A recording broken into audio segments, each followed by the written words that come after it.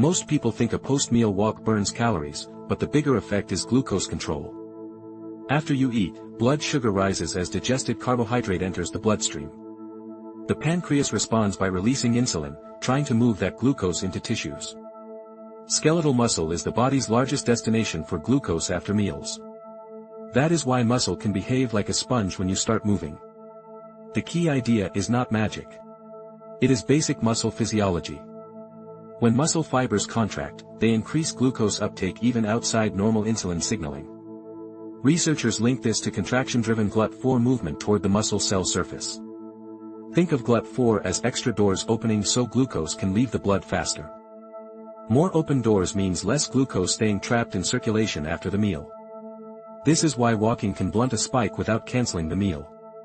The walk does not erase carbohydrate. It changes where some of that glucose goes.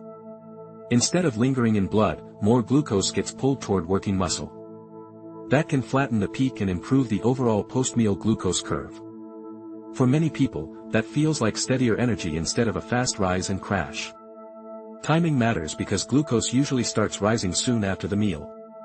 A walk started in the first 10 to 30 minutes targets that post-meal window. In type 2 diabetes, walking after meals beat walking at unspecific times in a crossover trial. The strongest effect in that study showed up after the evening meal.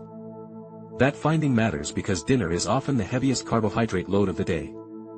Another classic trial looked at older adults at risk for impaired glucose control. 3 short post-meal walks improved 24-hour glucose more than 1 longer daily walk. In plain English, smaller walks timed to meals beat a single untimed session. That is useful because it lowers the barrier. You do not need a gym block. You need a repeatable habit that intercepts glucose when it is actually rising. The science also goes beyond diabetes trials.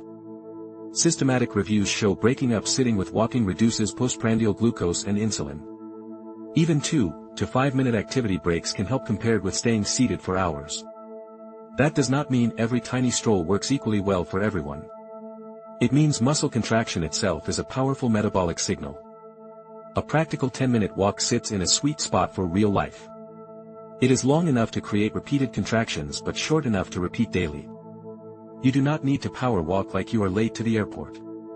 A comfortable to brisk pace is often enough if you can still move continuously. Consistency matters more than turning every walk into a workout. This is also why people call muscle a glucose sink. Working muscle can take up glucose to burn now or store as glycogen later. That reduces the amount left floating in the bloodstream after the meal. Less time at a high peak is generally a better metabolic environment. Large glucose excursions are linked in research to oxidative stress and vascular strain. That said, the walk is not a free pass for a giant refined carb meal. It can blunt the spike, but it usually does not erase it. Meal composition still matters, fiber, protein, and portion size still shape the curve. Liquid sugar and ultra-refined meals can still push glucose up very quickly. The walk works best as an add-on, not a replacement for medication or smart meal design. It is also not only about glucose. Many people notice less afternoon sleepiness and fewer aggressive cravings after meals. Part of that may come from a smoother rise and fall in blood sugar. Part may simply be that light movement improves circulation and breaks the sitting trap. Either way, the habit can be useful even before someone buys a wearable. If you want to test this on yourself, make it a simple experiment. Eat a similar meal on 2 days and walk after only one of them. If you use a CGM, compare the peak height and the time back toward baseline.